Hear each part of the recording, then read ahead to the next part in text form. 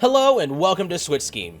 With the holiday season moving fast upon us, I wanted to take a moment to look at the games that I am the most excited for that should be releasing before the year's end. If you enjoy the content, drop a like. If you want more news, reviews, and lists, go ahead and sub to the channel.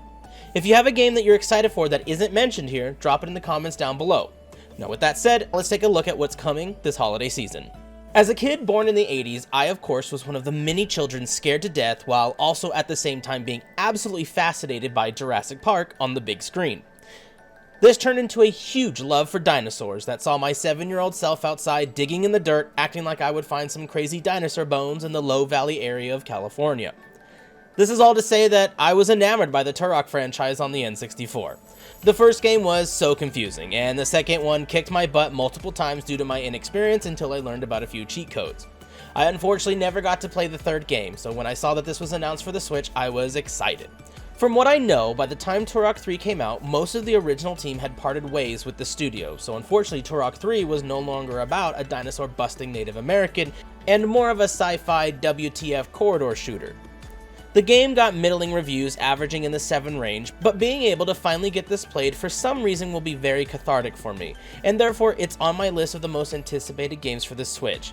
Now if Limited Run Games would like to release a Turok trilogy on physical, I would be all over it. Turok 3 Shadows of Oblivion should be coming to us on the eShop November 14th.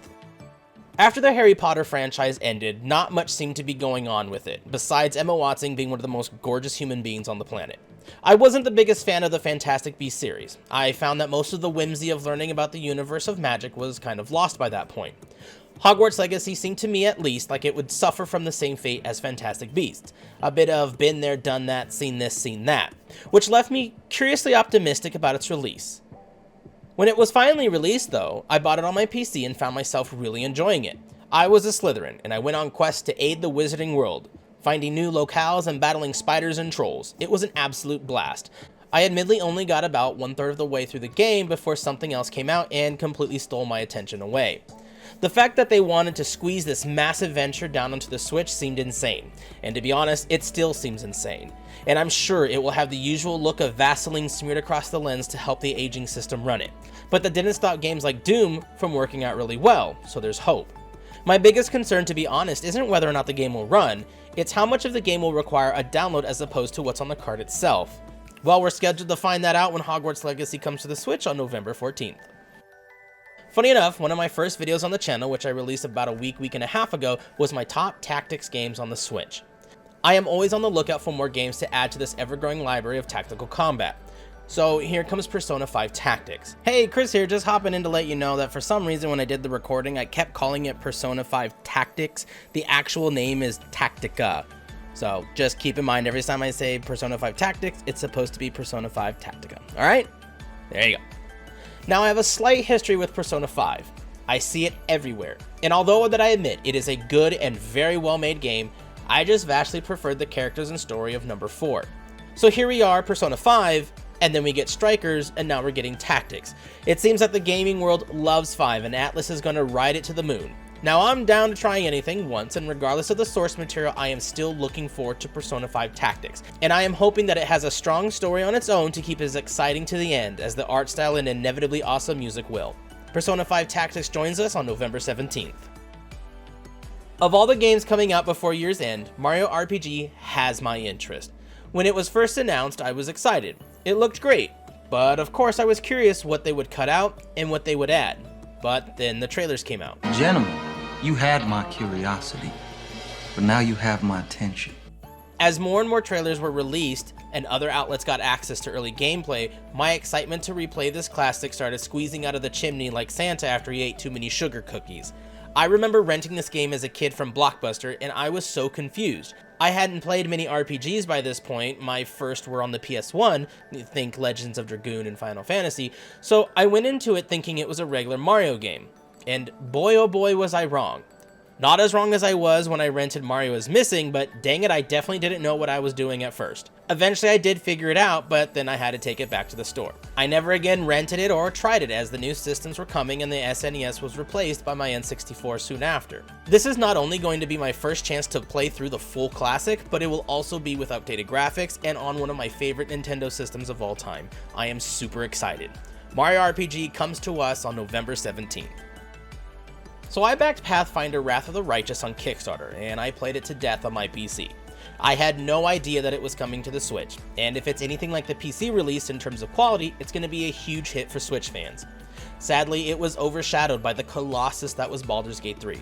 Now mind you, Baldur's Gate 3 deserves all this praise. Heck, even I played all the way through it and loved the story. I think my final playtime was 99 hours and some minutes. Well, Pathfinder may not have the extravagant budget that BG3 had, but it really did deliver on its premise and promise. It's a strategy RPG where you take your party through the world trying to vanquish evil, a premise you can't go wrong with. Having this on the go, or at least even bedside, is going to be a huge win. Sadly though, it's going to be the cloud version, and this is not how I like to engage with my media. I already own it on PC, so I will likely skip the Switch version because if I could get it on physical I would, but I'm not going to buy it digitally twice. But I implore any SRPG fan to give this game a try. It truly does sit upon the pedestal of greatness in the genre. Pathfinder Wrath of the Righteous hits our Switches on November 21st. For me, Biomutant came out of nowhere. I was perusing the EA store looking for anything to play and saw the store page for Biomutant. As a EA Play Pro member, it was available for download, so I gave it a try. And it was a lot of fun. It was as if you were playing Splinter with more modern weapons, mixing gunplay and kung fu into gunfu? It's actually called Wung Fu in the game, and it's basically a style that the hero knows, which mixes melee, shooting, and abilities into one. It's an open-world, post-apocalyptic, 20 or so hour escapade of button mashing and combo busting. The enemy variety is phenomenal. So many creature and enemy designs with a multitude of ways to battle them. The biggest downfall of the game, though, is that it does very little to break the mold in this genre. But that's not always a bad thing. Sometimes the familiar is a comfortable place to be, and the game was a good time, and I think it will fit really well into a Switch's library. Biomutant comes out to the Switch on November 23rd. First in December, we have the Batman Arkham Trilogy. These games took the gaming world by storm, showing just how good a superhero IP could translate to action gaming. The counter system that it used was so innovative at the time that it was basically copied by everyone after. The story goes some weird places over the course of the 3 games, and you better love the Batmobile for one of them, but these are nowhere near negative enough to dissuade me from wanting to add this to the shelf. As good as it all sounds though, there's one huge downside. As with the Resident Evil Trilogy pack, which only had RE4 on the cart, Batman Trilogy will only have Arkham Asylum on the cart, with the other 2 games being downloads. As someone who loves my shelves of Switch games, I come to despise download-only titles, and I often look to overseas markets or other companies such as Limited Run, who sometimes get access to make multiple carts for the games. But regardless of whether or not that happens, this trilogy will be on my Switch, because it's truly the best way to play the Caped Crusader in all gaming. Batman Trilogy hits us back on December 1st. One of the few games I've ever played so much that I destroyed it was Dragonquest III on my Game Boy Color. It was my first experience with Dragon Quest, or Dragon Warrior depending where you're from, and by this point I was fully ingrained into handheld RPGs. Final Fantasy Legends, Lufia the Legend Returns, and of course, Pokemon. My favorite thing about Dragon Quest was the art, the world, the creatures, and the music. But as a young teen, there was one thing that always stuck out in my mind: the Drakis. I was one of the few among my friends who regularly would actually catch a Zubat for my Pokemon playthroughs, so naturally I loved Draki. His big goofy smile just has stuck with me to this day. So let's take 2 of my favorite game series, Pokemon and Dragon Quest, and mash them together. And that's exactly what Dragonquest Monsters is. You gather monsters and beasties to join your army, you fuse them together to create new monsters, and battle among your opponents to become the best monster trainer there is. If you love Pokemon, and you love Dragon Quest, or you just want to play a Pokemon that isn't this, then I would keep your eye out for Dragonquest Monsters, which hits the Switch on December 1st. Daymare 1998 was a survival horror game that came out a few years ago. It was supposed to basically be a fan-made remake of Resident Evil 2 before Capcom put a quick stop to that, releasing their own remake soon after. Well, the team didn't want to give up on their project and instead just chose to change the assets so they had no connection with the Raccoon Police Department, and released it as Daymare 1998.